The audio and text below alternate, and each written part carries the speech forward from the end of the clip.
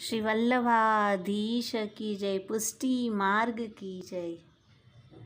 દૈવી જીવોને પોતાના ફલની પ્રાપ્તિ કરાવવા માટે શ્રી વલ્લભ અને શ્રીજી બાવાએ પુષ્ટિ માર્ગને પ્રગટ કર્યો છે। જો આ માર્ગ પ્રગટ ન થયો હોત તો દૈવી સૃષ્ટિ પોતાના ફલથી વંચિત રહી જાત। શું છે પુષ્ટિ માર્ગના ફલ? સેવાનું ફલ સેવા કહીએ, ઋતુ પ્રમાણે મેવા રે। સેવા કરી રહ્યા છીએ અને તેનું ફલ તે જ છે કે આપણે ફરીથી બીજે દિવસે શ્રી ઠાકોરજીની સેવામાં જઈ શકીએ। પણ આપણી જે સેવા છે તે ફલરૂપ કઈ રીતે બને? તો પુષ્ટિ માર્ગમાં 4 બતાવ્યા છે કે તેનાથી આપણી સેવા ફલરૂપ કરીને આપણે માણી શકીએ। કેવળ ક્રિયાત્મક ન રહેતા તે સેવા ફલરૂપ બની જાય। અને તે 4 વસ્તુઓ છે નામ, રૂપ, લીલા અને ધામ। નામ એટલે શું? શ્રી કૃષ્ણ શરણમ મમ। અષ્ટાક્ષર મંત્ર અહર્નિશ કહેતા રહીએ। ભાવ સહિત નામ જ્યારે હૃદયારૂઢ થાય ત્યારે નામથી સ્નેહ રાખ્યો હોય તો નામ પણ આપણને સ્નેહ કરવા લાગે અને એક ક્ષણ માટે આપણને છોડે નહીં। આપણી જીવવાથી તે લીપટ્યો રહે।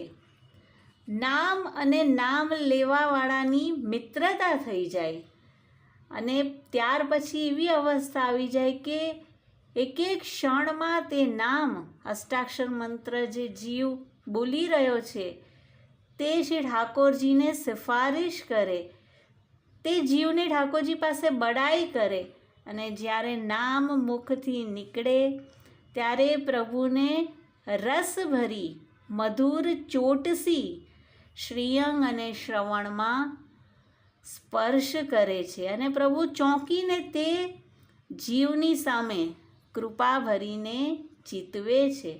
તો આવું શ્રી કૃષ્ણના નામનું પ્રતાપ બલ છે।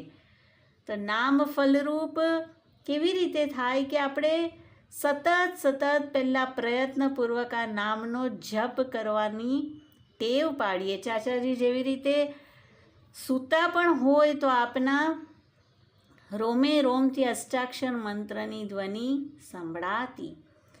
બીજું છે રૂપ।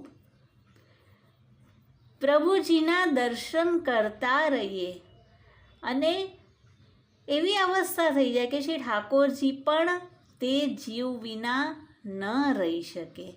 તેના નેત્રમાં અને હૃદયમાં આ રૂપ, આ સ્વરૂપ આવીને સમાઈ જાય।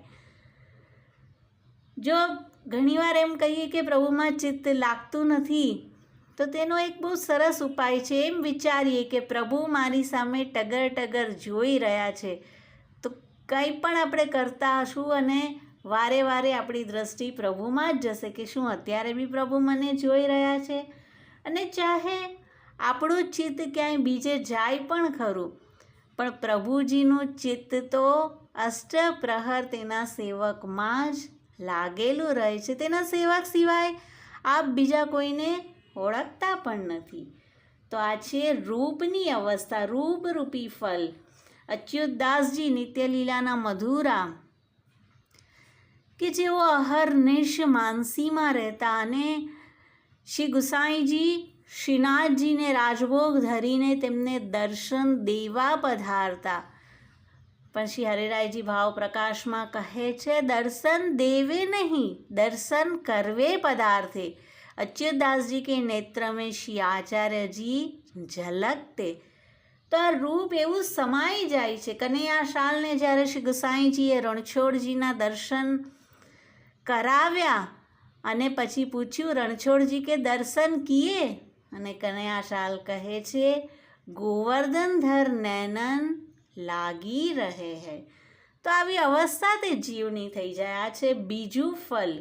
ત્રીજું ફલરૂપ છે લીલા।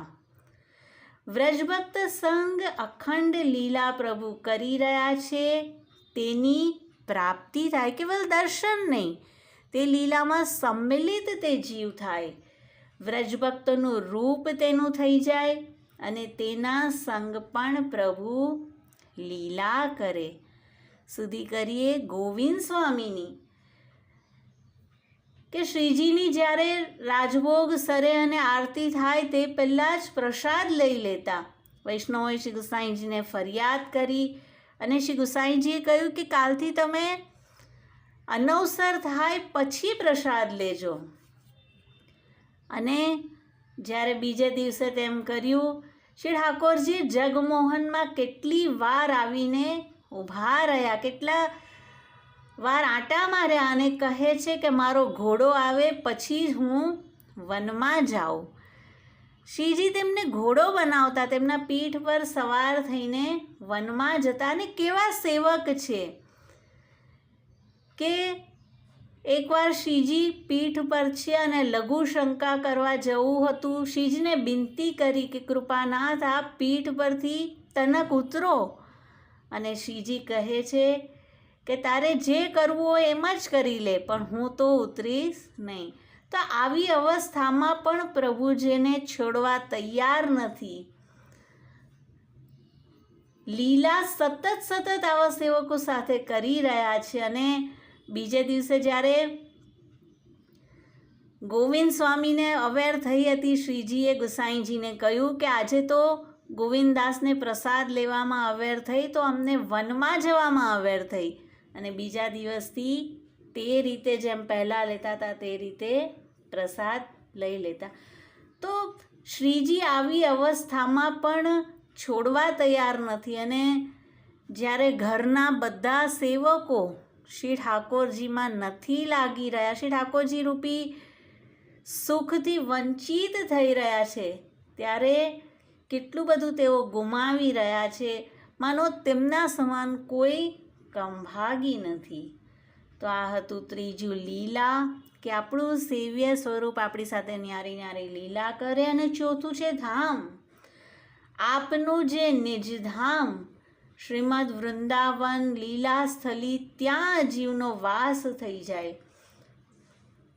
અને સુધી કરી આસ્કરણજી કે જ્યારે ઘરમાં સેવા કરી રહ્યા હતા, ચિત્ત એટલું બધું પ્રભુજીમાં લાગે કે કોઈ બીજી સુધી ન રહેતી. અને ચોરોએ તીર માર્યું, લોહીના ફુવારા ઉડી રહ્યા છે, પણ તેમને તો કોઈ દર્દનો પણ અહેસાસ ન થયો.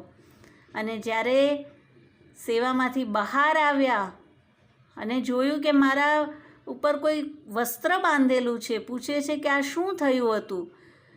અને એટલા બધા ઠાકોરજીમાં લાગી જતા કે અનવસર વગેરે કરવાનું પણ ભૂલી જતા. અને એમના મોહન નાગર પ્રભુએ કહ્યું કે હવે અમને પધરાવીને શ્રી ગુસાઈજી પાસે ચાલ. અને શ્રી ગુસાઈજી એ સ્વરૂપો પધરાવી લીધા. માનસીમાં વિચરણ કરતા બ્રજમાં, ક્યારેક મહાવન, ક્યારેક રમણ રેતી. અને શ્રી ઠાકોરજીની ન્યારી ન્યારી રાસલીલા હોરી ખેલના તેમને અનુભવ થતો. તો નામ, રૂપ, લીલા અને ધામ આ ચારે ચાર ફલરૂપ છે. પુષ્ટિ માર્ગમાં જે ફલ છે તે આ ચાર છે. અને જે બળભાગી જીવો જે બ્રહ્મ સંબંધી છે, શ્રી વલ્લભે જેમના માથે શ્રી ઠાકોરજી પધરાવી આપ્યા છે, તે ચોક્કસ આ ચારે ચાર ફલને પોતાના ઘરમાં જ પોતાના સેવ્ય સ્વરૂપ સાથે શ્રી વલ્લભની કૃપાથી માણી શકે છે. શ્રી વલ્લભાધીશ કી જય. શ્રી ગુસાઈજી પરમ દયાલ કી જય. પુષ્ટિ માર્ગ કે પ્રાકટ્ય દીન કી જય. સર્વે વૈષ્ણવને જય શ્રી કૃષ્ણ.